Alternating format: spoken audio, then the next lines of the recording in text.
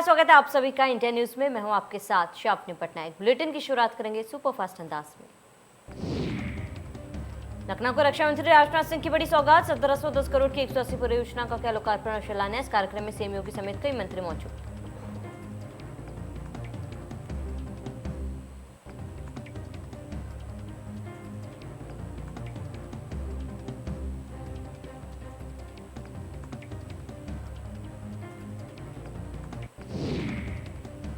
राजनाथ सिंह लखनऊ में 180 परियोजना को लोकार्पण और शिलान्यास किया, जिसकी कुल लागत तकरीबन 1710 करोड़ है। कार्यक्रम में उनके साथ सीएम भी मौजूद।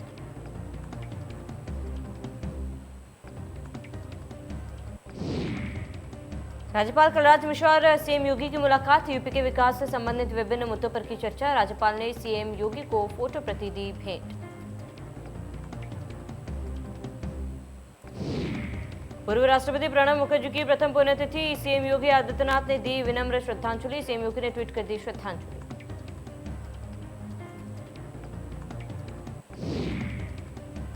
कल होगा पूर्व मुख्यमंत्री कल्याण सिंह की त्रयोदशी संस्कार। 1 सितंबर को केएमबी इंटर कॉलेज में होगी त्रयोदशी संस्कार।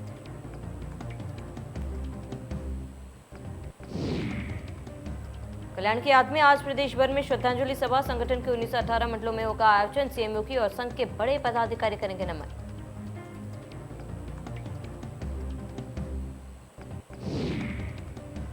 समाजवादी पार्टी की संविधान बचाओ संकल्प यात्रा आज से पहले चरण में 15 जिलों में होगा आयोजन। 18 चरणों में होगी यात्रा। यूपी में पॉलिटेक्निक प्रवेश परीक्षाएं आज से प्रदेश में पहली बार ऑनलाइन होगी परीक्षाएं। 41 जिलों में 133 सेंटर्स पर 3 लाख से ज्यादा स्टूडेंट्स होंगे शामिल। यूपी विधानसभा चुनाव से पहले बीजेपी का बड़ा दांव, बीजेपी प्रदेश अध्यक्ष स्वतंत्र देव सिंह ने मुलायम सिंह से की मुलाकात। कल्याण सिंह जी की श्रद्धांजलि सभा में किया आमंत्रित।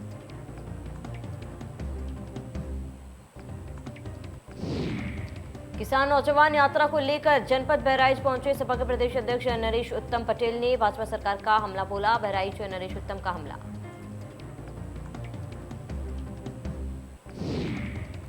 नरेश उत्तम पटेल ने कहा कि हमारी पार्टी बहुत पहले से जातीय गणना के पक्ष में है। हम चाहते हैं कि सभी की जातीय गणना और जिसका जितना हिस्सा बनता हो उसके अनुसार सभी को सरकारी सुविधाएं मुहैया कराई जाए। दिल्ली एनसीआर में झमाझम बारिश, भारी बारिश से कई इलाकों में जलभराव, गाड़ियों की रफ्तार पर लगा ब्रेक।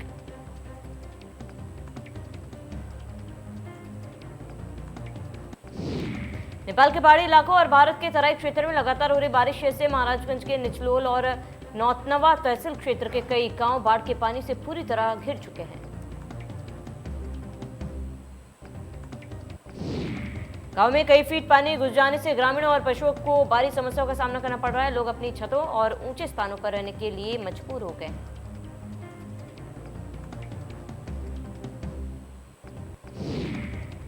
प्रशासन द्वारा बाढ़ और बचाव के लिए एनडीआरएफ और पीएसपी की टीमें लगाई गई हैं, जो लोगों तक खाने पीने का सामान और दवाएं पहुंचा रही हैं।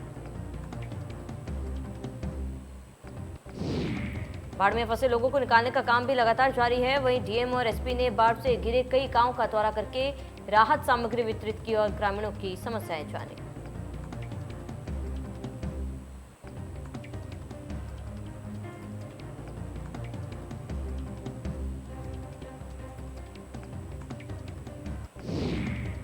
सिद्धार्थनगर जिले बाढ़ की काफी भयावह हालात है। जिले की बहने वाली सारी नदियां खतरे के निशान से काफी ऊपर बह रही है। बाढ़ को देखते हुए सारी पार्टियों के नेता लोगों के बीच पहुंच गए हैं।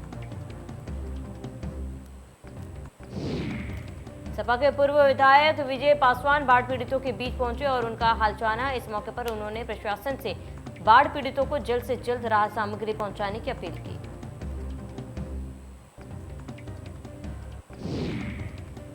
गौतम बुद्ध नगर में एक बार फिर लगाई गई धारा 144। 31 अगस्त से लेकर आगामी 30 सितंबर तक धारा 144 हुई लागू। आगामी गुरु द्रोणाचार्य मेला, विश्वकर्मा पूजा व चहल्ला आदि त्योहारों को कोविड-19 की तीसरी लहर के मद्देनजर लागू की गई धारा 144। आगामी 30 सितंबर तक धरना प्रदर्शन, जुलूस और चक्का जाम पर लगी रोक। बिना परमिशन के धरना प्रदर्शन या जुलूस निकालने पर होगी कार्रवाई।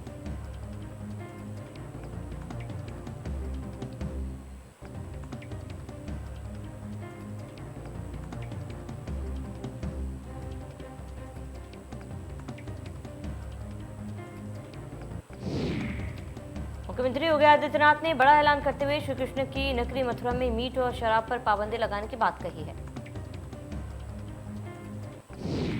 सीएम योगी ने कहा है कि मथुरा के वृंदावन, गोवर्धन, नंदगांव, बरसाना, गोकुल, मावन एवं बलदेव में जल्द ही मांस और शराब की बिक्री बंद कर इन कार्यों में लगे लोगों का अन्य व्यवसायों में बोझ किया जाएगा। मथुरा के बांके बिहारी मंदिर में आज भगवान श्री कृष्ण के जन्म के बाद नंद उत्सव बड़े धूमधाम से मनाया गया। इस उत्सव में कई भक्त शामिल रहे। वहीं देश भर से आए बांके बिहारी के भक्तों के ऊपर मंदिर के सेवायत द्वारा नंद उत्सव के दौरान जमकर दही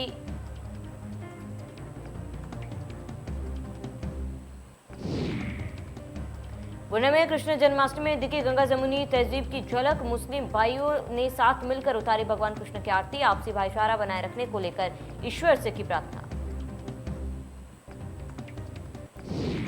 प्रधान भोलू सिंह द्वारा कृष्ण जन्माष्टमी में बुलाने से गदगद दिखा मुस्लिम समाज। चपिया थाना क्षेत्र के तांबेपुर गांव में दिखी हिंदू मुस्लिम भाईचारा।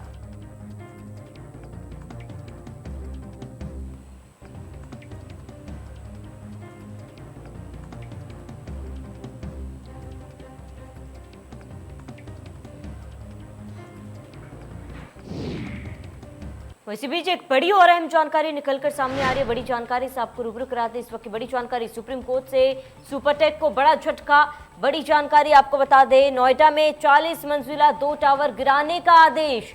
बड़ी जानकारी आपको बता दें, जल्द दोनों टावर को गिराया जाए। सुप्रीम कोर्ट का बड़ा आदेश है। सुपरटेक को बड़ा झटका, जहां पर दोनों टावर्स को गिराने का आदेश जारी कर दिया गया। सुपरटेक के ट्विन टावर्स को अवैध करार दिया गया। इलाहाबाद हाईकोर्ट के फैसले में हस्तक्षेप से इनकार किया गया है। तो बड़ी जानकारी आपको बता दें, सुप्रीम कोर्ट से सुपरटेक को बड़ा झटका लगा है।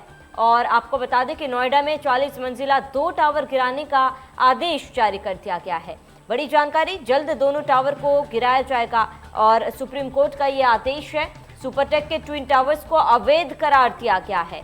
बड़ी जानकारी, अहम जानकारी से आपको रूबरू करा दे। इलाहाबाद हाईकोर्ट के फैसले में हस्तक्षेप से सुप्रीम कोर्ट ने इनकार कर दिया है। और अहम जानकारी आपको बता रहे हैं, सुप्रीम कोर्ट से सुपरटेक को बड़ा झटका लगा है और ऐसे में नोएडा में 40 मंजिला 2 टावर गिराने का आदेश जारी किया गया है।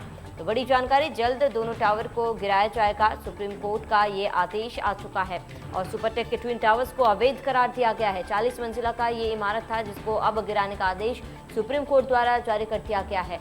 और आपको बता दें कि इलाहाबाद हाईकोर्ट के फैसले में हस्तक्षेप से इनकार कर दिया है सुप्रीम कोर्ट ने और अब सुपरटेक को बड़ा झटका सुप्रीम कोर्ट की तरफ से। सुप्रीम कोर्ट ने आदेश जारी कर दिया है कि नोएडा में 40 मंजिला 2 टावर गिराने का आदेश जारी किया गया है। जल्द दोनों टावर को गिराया जाए, सुप्रीम कोर्ट का ये आदेश है। और आपको बता दें कि सुपरटेक के ट्विन टावर्स को अवैध करार दिया गया है। अब दोनों बिल्डिंग्स को गिराए जाने का आदेश सुप्रीम कोर्ट द्वारा जारी किया गया है।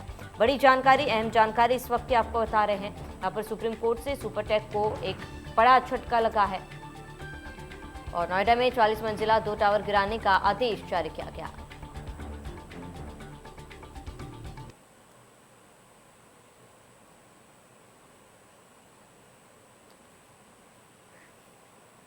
तो बड़ी जानकारी आपको बता दें, इलाहाबाद हाईकोर्ट के फैसले में हस्तक्षेप से इनकार है और सुपरटेक को एक बड़ा झटका, जहां पर 40 मंजिला इमारत को गिराने के आदेश सुप्रीम कोर्ट द्वारा जारी कर दिए गए। जल्द से जल्द इस इमारत को गिराए जाने के आदेश सुप्रीम कोर्ट द्वारा जारी किए गए।